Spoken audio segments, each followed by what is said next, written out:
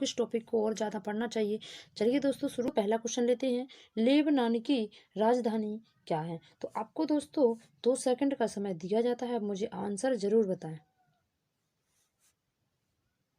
इसका सही आंसर क्या है दोस्तों? बेरूत। क्या है दोस्तों इसका सही आंसर? बेरूत। चलिए दोस्तों बढ़ते हैं अगले सवाल की तरफ।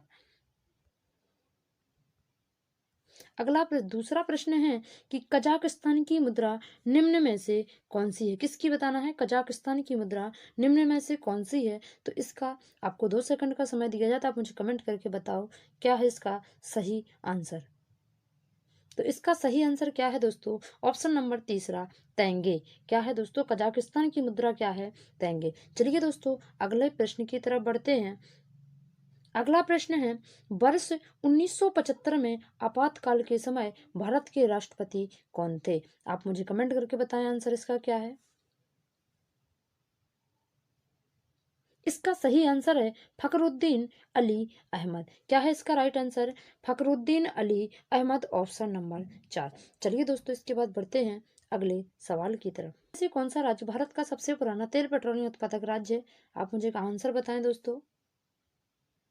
तो इसका सही आंसर है असम, ऑप्शन नंबर 3। असम जो है भारत का सबसे पुराना तेल पेट्रोलियम उत्पादक राज्य है। चलिए दोस्तों इसके बाद बढ़ते हैं अगले सवाल की तरफ। ये दोस्तों आपको परीक्षा में बहुत ही महत्वपूर्ण होने वाले प्रश्न हैं, तो दोस्तों आपको इन प्रश्नों को रटकर जरूर रखना है और आप मुझे कमेंट करके बताना कि आपका इस 25 में से कितने सही क्वेश्चन किए हैं। चलिए दोस्तों अगला सवाल है, केंद्रीय जीएसटी कानून को भारत के राष्ट्रपति ने कब सहमति दी? क्या पूछ रहा है कि केंद्रीय जो जीएसटी था उसने भारत के राष्ट्रपति ने उस पर कब सहमति दी थी?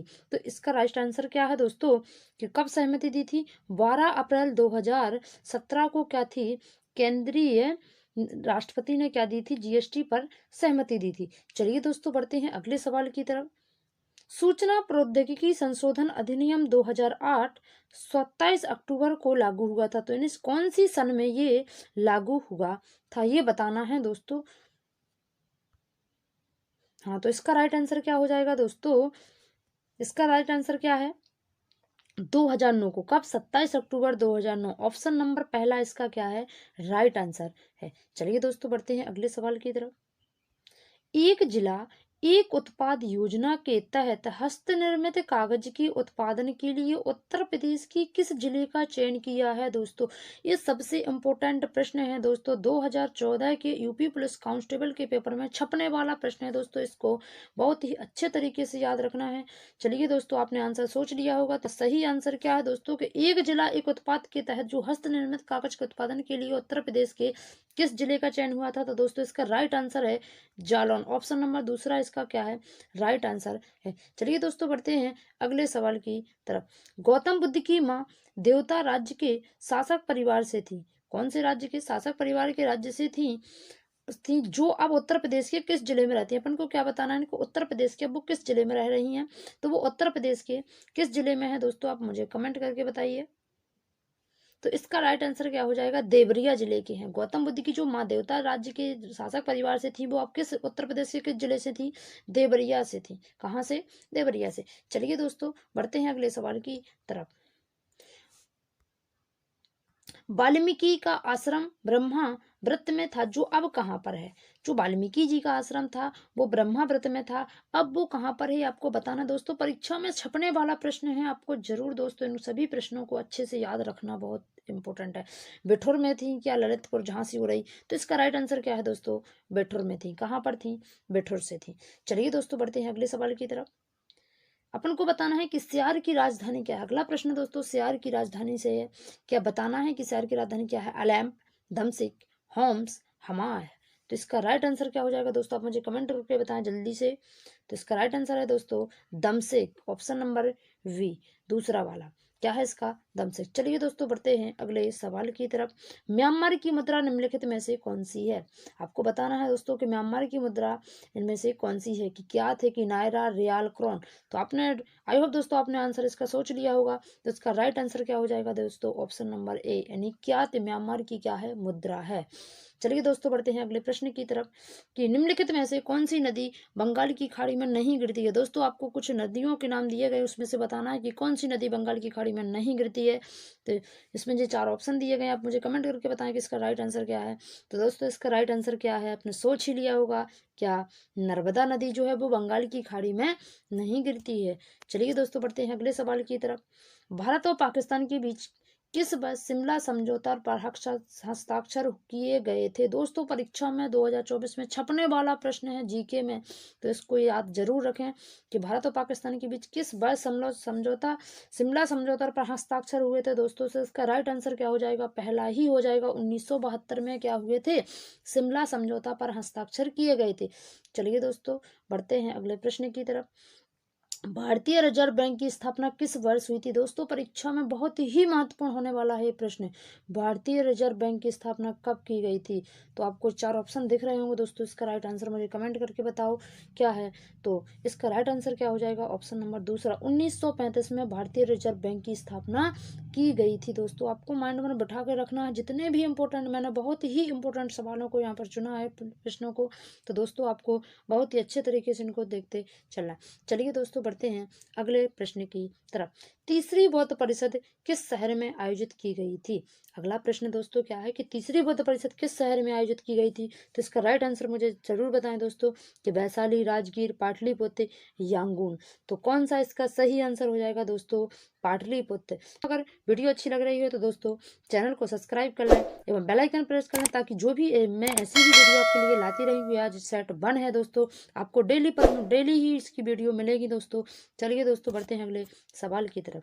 भारत के किस संविधान का निम्नलिखित में से कौन सा भाग नागरिकता से संबंधित। दोस्तों ये इंपॉर्टेंट, बहुत ही इंपॉर्टेंट होने वाला सवाल है कि भारत का जो संविधान है, कौन सा भाग नागरिकता से संबंधित है। दोस्तों भाग 6, भाग 8, भाग 2, भाग 7। तो इसका राइट आंसर क्या हो जाएगा दोस्तों, आपने सोच ही लिया होगा, भाग 2। इसका क्या है, राइट आंसर है ऑप्शन तीसरा वाला।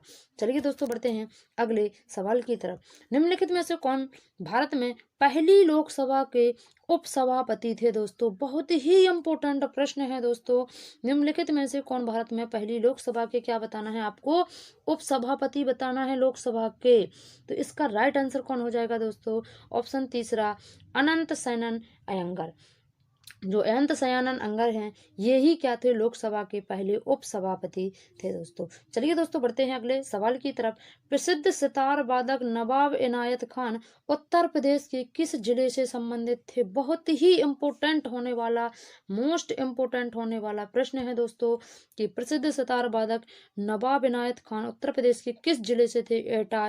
इटावा और फिरोजाबाद या औरैया। तो इसका राइट आंसर आपने सोच ही लिया होगा दोस्तों, ऑप्शन चौथा, औरैया। चलिए दोस्तों बढ़ते हैं अगले सवाल की तरफ। उत्तर प्रदेश का निम्नलिखित में से कौन सा जिला बुंदेलखंड क्षेत्र का हिस्सा है। दोस्तों आपको बताना है कि कौन सा हिस्सा बुंदेलखंड क्षेत्र का है। तो इसका राइट आंसर क्या है दोस्तों, महोबा। क्या है, महोबा ही है इसका राइट आंसर। चलिए दोस्तों बढ़ते हैं की तरफ। मुंशी प्रेमचंद का जन्म कहाँ पर हुआ था। क्या दोस्तों पूछा है आपसे, बहुत ही इंपॉर्टेंट परीक्षा में होने वाला सवाल है, मुंशी प्रेमचंद जी का जन्म स्थान। तो इसका मुंशी प्रेमचंद जी का जन्म स्थान कहाँ पर, इसका राइट आंसर है वाराणसी में। याद रखना दोस्तों, मुंशी प्रेमचंद का जन्म वाराणसी में। चलिए बढ़ते हैं अगले प्रश्न की तरफ। निम्नलिखित में से कौन सी नदी यमुना नदी की सहायक नदी नहीं है, अब ये बताना है। कैन, बेतवा, चंबल, कल्याणी। जो यमुना नदी की सहायक नदियां कैन और बेतवा, चंबल तो है ही दोस्तों, इसका राइट आंसर क्या हो जाएगा, कल्याणी एक ऐसी नदी है जो क्या है, सहायक नदी नहीं है यमुना नदी की। कौन सी है, कल्याणी। क्या हो जाएगा, इसका राइट आंसर हो जाएगा कौन सा, कल्याणी। चलिए बढ़ते हैं अगले प्रश्न की तरफ। मृदा जिसमें मुख्य रूप से पोटास की कमी है, वह उत्तर प्रदेश के किस जिले में पाई जाती है। मोस्ट इंपोर्टेंट प्रश्न है दोस्तों, इसको परीक्षा में आपको छपा मिलेगा, इसको आप बहुत ही अच्छे तरीके से याद रखेंगे। मोस्ट इंपोर्टेंट प्रश्न है, मृदा जिसमें मुख्य रूप से क्या होती है, पोटास की कमी होती है, वो उत्तर प्रदेश के किस जिले में पाई जाती है। जौनपुर के, बलरामपुर, गोंडा, बहराइच। तो इसका राइट आंसर है जौनपुर में क्या होती है, ऐसी मृदा पाई जाती है जहां पर क्या होती है, पोटास की कमी होती। चलिए दोस्तों बढ़ते हैं अगले प्रश्न की तरफ। हॉकी दिग्गज मेजर ध्यानचंद का जन्म कहाँ हुआ था। सबसे मोस्ट इंपोर्टेंट प्रश्न, इतने में से जितने भी अभी तक मैंने प्रश्न बताए उसमें से सबसे ज्यादा छपने वाला प्रश्न यही है कि हॉकी दिग्गज मेजर ध्यानचंद का जन्म कहाँ पर हुआ था? तो इसका राइट आंसर क्या है दोस्तों? इनका जन्म इलाहाबाद को में हुआ था। इलाहाबाद को अब किस नाम से जाना जाता है? प्रयागराज के नाम से जाना जाता है दोस्तों। आपको बहुत ही अच्छे से इस वाले प्रश्न को याद रखना है। चलिए दोस्तों बढ़ते हैं अगले सवाल की तरफ। तो उत्तर प्रदेश के किस शहर को